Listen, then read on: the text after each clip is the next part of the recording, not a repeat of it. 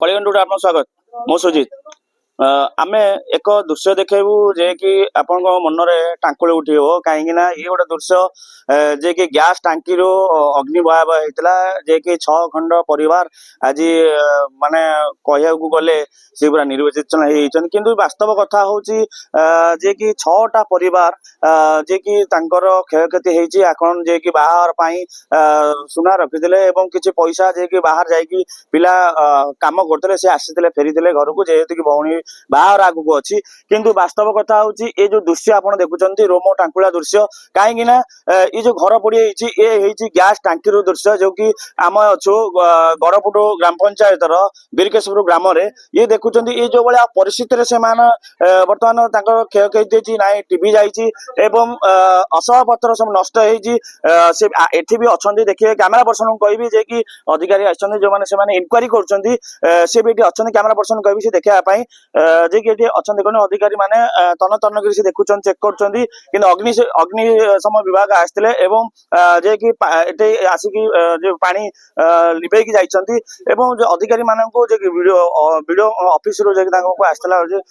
जे से माने आछंती आसिक एटे चेक करिकी चेक करछंती एवं तन तन चेक कला परे ताका रिपोर्ट देबे किंतु वास्तव कथा होची अग्निभय हिला केमती एवं एठी जो अछंती परिवार तांटे बुझी नबा काई कोन असुविधा हेतला जे कि घर पोड़ी होता जो कि 6 खंड परिवार आज निरोचित हो गोटे दृश्य हूँ देखिपे मुझे घर पाखे अच्छी जोटा देखुए जो गैस टांकी फाटी गैस दूर लगी से भी अच्छा परिवार तक पची ना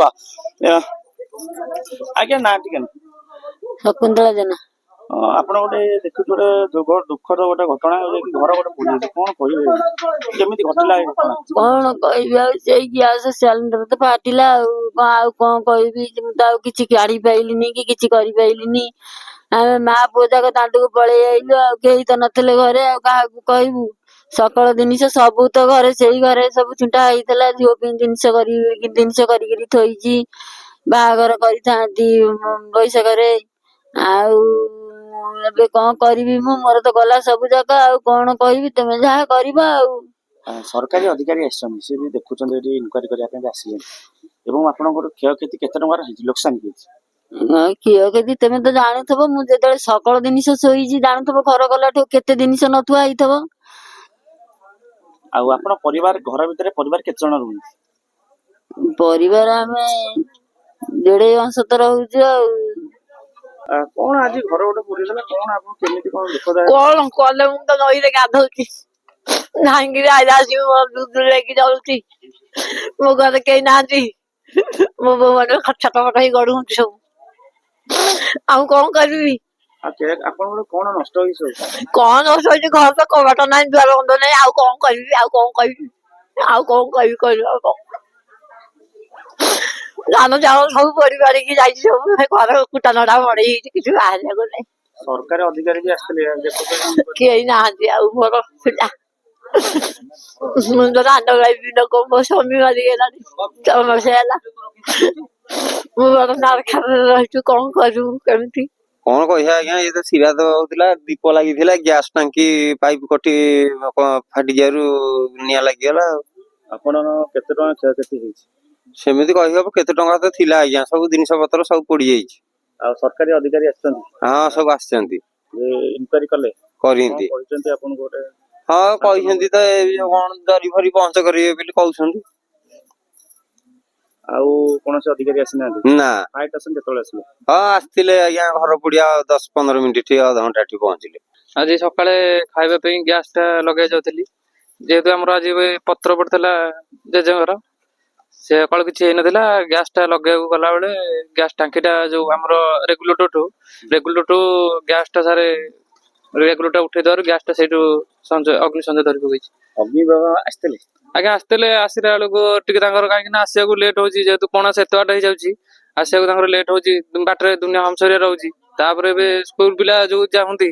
तांको पई भी से टिके लेट हो जाउंती आसिला टिके लेट हबारु सारे हमर क्षयक्षति जे गोटे मु हमें सुनिया पाउचे आपन को भौणी बाहर पे आपन काम बाहर कार्य करथिले एबे सारे 2-3 दिन तळे आस्तली पैसा रे नेके आस्तली सब जळे जाइछि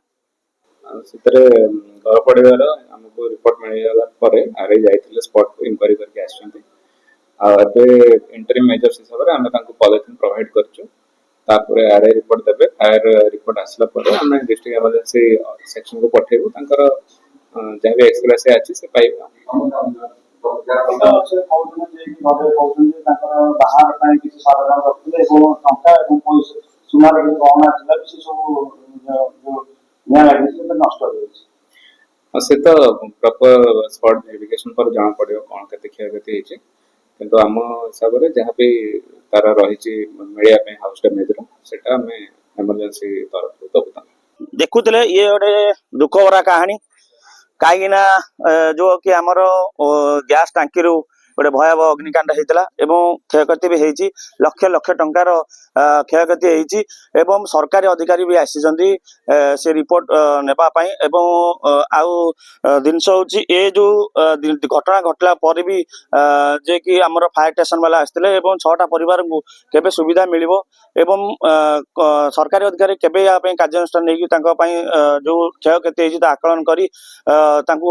ଦେବେ। ବାକି ରହିଲା ଦେଖିବା ପାଇଁ। କଣାସରୁ ସୁଜିତ ତ୍ରିପାଠୀ, କଳିଉଡ ଲାଇଭ୍।